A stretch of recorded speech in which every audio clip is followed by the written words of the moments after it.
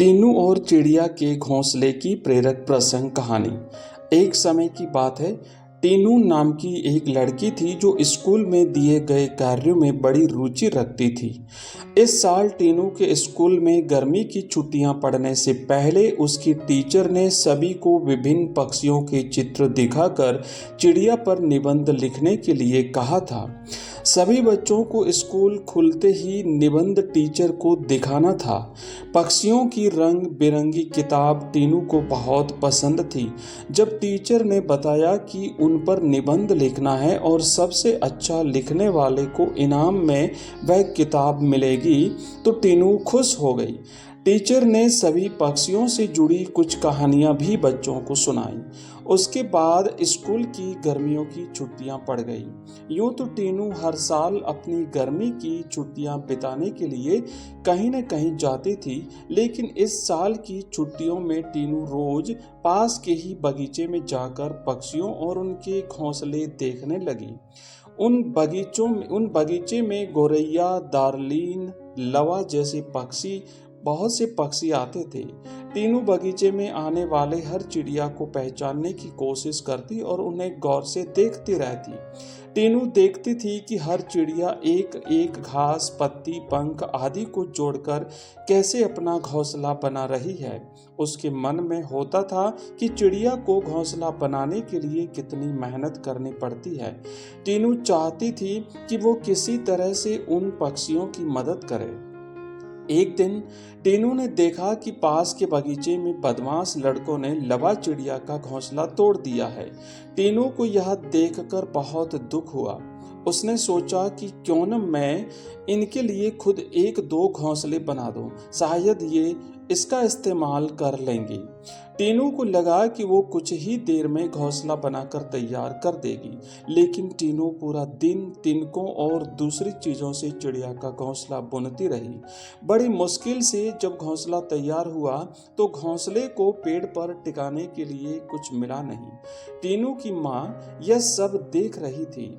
तभी टीनू ने माँ को बताया, देखिए ना, मैंने चिड़िया के लिए एक घोंसला बनाया है, मगर यह उतना सुंदर नहीं है जितना चिड़िया बनाती है। मैंने सोचा था कि आसानी से एक सुंदर घोंसला बन जाएगा, लेकिन ऐसा हुआ नहीं। यह घोंसला अंदर से काफी कठोर बन गया है। क्या आप इसे मुलायम बना देंगे? किसी तरह से टीनू की माँ ने उन घोंसलों को थोड़ा ठीक किया। उसके बाद टीनू ने उस घोंसले को धागे की मदद से पेड़ पर टिका दिया। अब बगीचे में बैठकर टीनू लवा पक्षी के आने का इंतजार करने लगी। वो पक्षी बगीचे में आए तो, लेकिन टीनू द्वारा बनाया गया घोंसला उन्होंने इस्तेमाल नहीं किया। टीनू के साथ उसकी माँ भी बगीचे में आ गई थी। उसने टीनू को उदास बैठा देख करके कहा, तुम परेशान मत होना, अभी चिड़िया घोंसले पर आ जाएगी। तभी एक लावा पक्षी ने आकर टीनू द्वारा बनाए गए घोंसले को तोड़ दिया। अब टीनू ने मुंह लटका लिया। तब उसे उसकी माँ ने समझाया कि तुम्हें दुखी नहीं होना चाहिए। देखो, तुम्हारे द्वारा इस्तेमाल की गई चीजों से ही लवा पक्षी अपने लिए घोंसला बना रहे हैं। हो सकता है कि इन्हें दूसरों द्वारा बनाया हुआ घोंसला पसंद नहीं आता हो। दुखी मन से टीनू ने कहा, माँ, मैं अपने स्कूल के निबंध में यह सब कुछ लिखूंगी। कुछ देर बाद टीनू ने कहा, माँ, आपने देखा कि लवा पक्षी अपना घर झाड़ियों में बना रहे हैं? जवाब में टीनू की माँ बोली, हाँ बेटा, मैंने सुना था कि लवा पक्षी अपना घोंसला किसी के घर के रोशनदान या पेड़ पर ही बनाते हैं। आज यह नई बात पता चली है। कुछ और दिनों के बाद टीनू ने लवा पक्षियों के बारे में एक और बात जानी कि वो सीधे उड़कर अपने घोंसले में नहीं जाती। घोंसले से कुछ दूर ठहरकर इधर उधर कूदते हुए वो अपने घोंसले तक पहुंचते हैं, ताकि किसी को उनके घोंसले का पता न चले। थोड़े ही दिनों में स्कूल की गर्मियों की छुट्टियां खत्म हो गई थी। टीनू ने स्कूल में जाकर लवा पक्षी के बारे में लिखा और निबंध प्रतियोगिता जीत ली। इनाम में मनपसंद चिड़ियों वाली किताब मिलने पर टीनू खुश हो गई।